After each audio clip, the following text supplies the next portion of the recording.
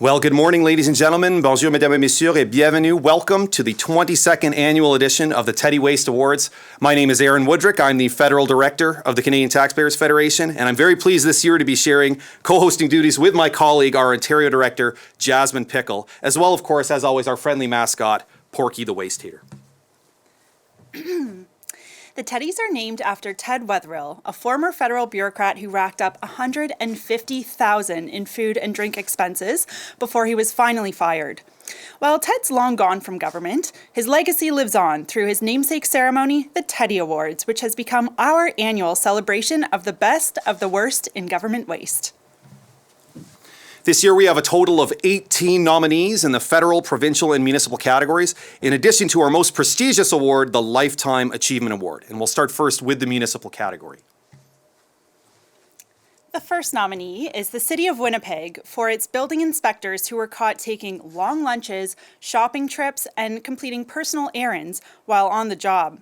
The only reason this scam was uncovered is because a group of concerned citizens hired a private investigator whose findings were later confirmed by the city. The results led to 6 inspectors being fired and the other 6 leaving for undisclosed reasons. I mean, it's one thing to watch a cat video on the job, but extended lunches at Hooters followed by Costco runs is a bit much. Le deuxième nominé est l'Autorité régionale de transport métropolitaine, l'Agence régionale de transport de la Grande Région de Montréal, pour avoir oublié d'inclure 200 millions de dollars de taxes dans le budget du prolongement de la ligne bleue. Le projet était déjà entamé lorsque le gouvernement provincial a créé un nouvel organisme chapeautant le projet. Un règlement fiscal différent régissant le nouvel organisme a créé un trou de 200 millions de dollars dans le budget du projet. The second nominee is Montreal's Metropolitan Regional Transport Authority that forgot to account for $200 million in taxes when calculating the cost of a subway extension. It's always embarrassing to get to the till and realize you don't have enough cash after the government adds the tax, but it's another thing to be the government and realize you're actually short $200 million. The third nominee is the City of Toronto Parks and Recreation Department for countless hours spent clamping down on a seniors' euchre league in Scarborough. The city claims the seniors were guilty of illegal gambling, and after much deliberation, the bureaucrats changed the buy-in from $1.25 to 25 cents. The Canadian Taxpayers Federation obtained 186 pages worth of bureaucrats' work on Euchregate before the Toronto Mayor John Tory told the Fun Police to back off. The fourth nominee is the City of Victoria, a perpetual offender, for dropping $5,150 on a stainless steel ping pong table in a local park as part of a newly unveiled downtown plaza. The city also announced plans to hand out free table tennis paddles and balls to nearby schools, businesses, homes, and hotels to encourage use of the table, which makes you wonder why they spent $5,000 on a ping pong table if there's no one in the neighborhood who already has some paddles.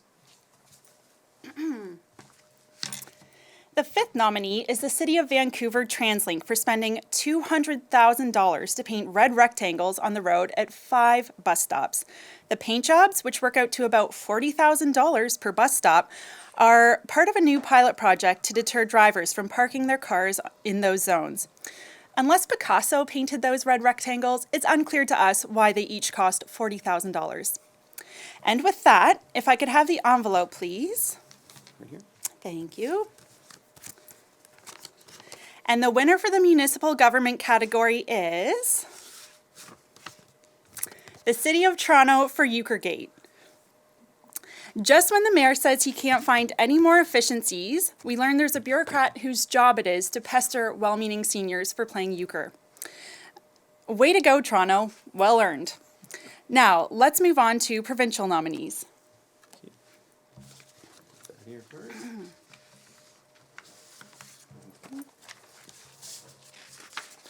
Le premier nominé est le ministère de l'Environnement du Québec pour avoir dépensé 4,7 millions de dollars pour créer un logiciel spécialisé et se procurer les tablettes afin de développer un processus d'inspection sans papier. Malheureusement pour eux, leur nouveau processus ne fonctionnait pas et ils ont dû retourner à leur formulaire papier. Suite à cette conclusion embarrassante, le ministère a ôté toute mention de ce programme raté de son site Web. Une porte-parole du ministère a confirmé que les 246 tablettes spécialisées procuraient au coût de 4 500 $ chacune avait été retiré et ne serait probablement jamais utilisé à nouveau. The first nominee is Quebec's Ministry of the Environment for spending $4.7 million to develop specialized software and purchase tablets to develop a paperless inspection process, only to find out that they didn't work and revert back to their reliable paper forms. Following the embarrassing climb down, when pressed, a ministry spokesperson confirmed that the 246 specialized tablets, which cost $4,500 apiece, remain in storage and may never be used again. I don't know why they don't just give them away so kids can play Angry Birds or something. The second nominee is the Ontario Cannabis Retail Corporation that lost $42 million last year through such fiascos as a botched lottery system for licensing, spending $600,000 developing a new logo. I mean, even the Trailer Park Boys can figure out how to make money selling weed. The third nominee is the Canadian Energy Centre, aka Alberta's Energy War Room. The centre is budgeted to spend $30 million to promote the oil and gas sector. It did hire a marketing agency to develop a logo that turned out to be identical to the one being used by an American tech company. The centre promptly got a new logo, which is now also being challenged by a different technology company. But on the plus side, at least the logo didn't cost $600,000 like in Ontario. The fourth nominee is Nova Scotia's Yarmouth Ferry, which has already been nominated in this category twice, but just can't seem to secure the big win. This money-losing ferry cost provincial taxpayers $17.8 million last year, even though it didn't run once. It missed the entire 2019 sailing season due to renovations at the American end of the route. If it cost nearly $18 million to sit idle, I don't want to know how much it would have cost to run. The fifth nominee is the Yukon Department of Tourism and Culture for spending $139,000 to throw gold in a creek and have social media influencers pan for it. The ingenious Gold Rush 2 initiative called for a local tourism group to crowdfund $100,000 to pay for the campaign, but when it ended up only raising $4,500, which really should have been the first red flag, the government stepped in with a cool $139,000 in taxpayer money to fund the rest of the campaign. The organization bought 3.5 ounces of gold with the original $4,500, which it duly tossed into Bonanza Creek, and the government paid $139,000 for 3 social media influencers and 1 reporter to document the stunt.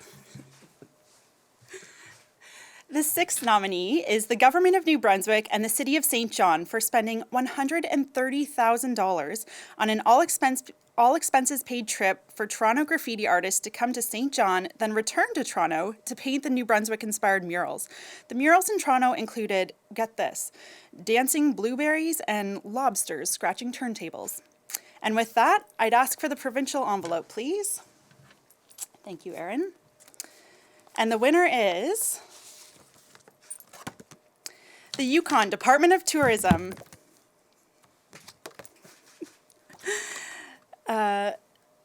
Next time someone wants to throw gold in a creek, maybe the Yukon government will make sure taxpayers' money doesn't go down with it.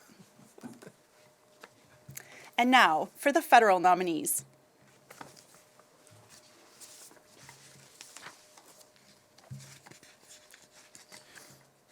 The first nominee is Independent Ontario Senator Donna Dasko, who spent $15,000 commissioning a survey probing Canadians' views on the Senate. Unfortunately, when asked what words come to mind when they think of the Senate, the number one answer given by Canadians turned out to be ineffective or pointless. The second federal nominee is Environment and Climate Change Canada for giving $12 million in a taxpayer handout to Loblaws to upgrade their refrigerators. Then Environment Minister Catherine McKenna defended the move, suggesting it would be good for the environment to help the company make their fridges more energy efficient. What she didn't explain is why it's necessary to hand over $12 million of taxpayer money to a company which turned a cool $800 million profit the year prior. The third nominee is Global Affairs Canada for spending $11.2 million, which is more than double their budget of $4.6 million over 3 years, on the Mission Cultural Fund that included flying chefs around the world to cook food at Canadian embassies. Many Canadians will recall the $17,000 spent flying a chef to India to prepare Indian food as part of Prime Minister Trudeau's now infamous 2018 trip. But there are other questionable expenses, including $15,000 for a trip to send an unnamed chef to the Dominican Republic to cook for Canada Day, and another $4,600 to send a chef to Miami to prepare, quote, signature Canadian dishes. I think maybe next time we just send the cheese curds to Miami and they can make the poutine themselves. The fourth federal nominee is the Department of Public Works and the Department of National Defense for their botched plan to save taxpayers' money by combining 40 separate offices and moving just over 9,400 employees to one single location. The plan was supposed to cost $506 million to buy and renovate the old Nortel buildings in Canada by 2019. In true government style, 6 separate committees at 4 different agencies were responsible for overseeing the project. As of today, the project remains incomplete, with the tab already at $837 million, a whopping $331 million over budget. The fifth nominee is Parks Canada for erecting a wooden fence on Signal Hill National Historic Site in St. John's, ostensibly to help address traffic safety issues at the popular lookout. Parks Canada put up the fence without any public consultation, and it blocked an iconic view overlooking St. John's Harbour. Comedian Rick Mercer called it, quote, stunning in its ugliness, and it was taken down less than 48 hours later after intense public backlash, leaving taxpayers with a bill for $65,000, not including the cost of removal. The sixth and final federal nominee is the Privy Council Office for throwing a Hollywood-style awards night for the federal communications staff that left taxpayers with a $12,000 bill. The 2019 Communications Awards of Excellence included a cocktail party with premium hors d'oeuvres and featured a red carpet, velvet ropes, and engraved crystal awards, all on the taxpayer's dime. The event went ahead for a second time this past February, and despite the room being full of professional communicators, not one could articulate any sort of return on investment for taxpayer dollars. And with that, if I could, Jasmine, get the federal envelope, please. Thank you so much. And the winner in the federal category is Global Affairs Canada. Global Affairs Canada for Mission Cultural Fund, twice the budget. You know it's tough to spend that much money, but I know that our good bureaucrats at Global Affairs are up to the task. Thank you. And now, the grand finale, our fourth and final award, this year's Lifetime Achievement Award. This year's winner is not only the former mayor of a major Canadian city, he also spent a year in prison after being found guilty on 8 charges, including fraud, corruption, and breach of trust. Ladies and gentlemen, the winner of this year's Lifetime Achievement Award, le gagnant du prix pour l'œuvre d'une vie est l'ex-maire de Montréal, Michael Applebaum, the ex-Montreal mayor, Michael Applebaum. And we have a graphic here. Applebaum a occupé un poste de conseiller municipal pendant 18 ans avant de devenir maire de Montréal en 2012. 7 mois plus tard, en juin 2013, il a été arrêté et accusé. Les documents de la Cour montrent que Applebaum a conspiré avec les employés et conseillers afin d'extorquer des dons politiques illégaux et pas de vin. Il a été très candide avec ses employés, allant jusqu'à affirmer qu'il n'était pas un ange, on doit gagner notre vie, et justifier les contributions illégales en affirmant que les élections coûtent cher.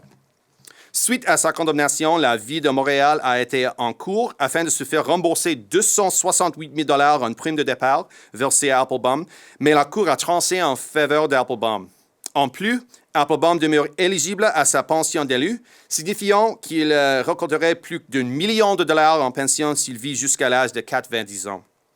Applebaum est un candidat particulièrement méritant pour ce prix, montrant qu'une politicienne reconnue coupable des crimes graves est encore éligible pour recevoir l'argent des contribuables.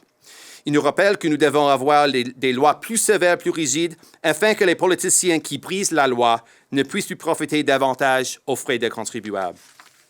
Michael Applebaum served as a city councillor for 18 years before becoming acting mayor of Montreal in 2012.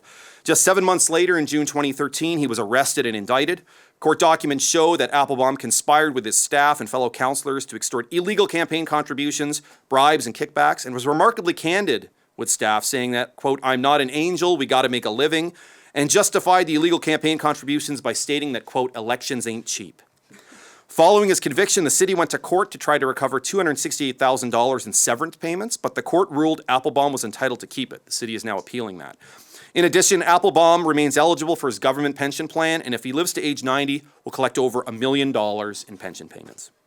Applebaum is a deserving recipient of this award, serving as a particularly brazen example of a politician who can be convicted of serious crimes and still receive generous taxpayer support, and serves as another infuriating case of why we need stronger laws that strip politicians who break the law of their taxpayer-funded entitlements.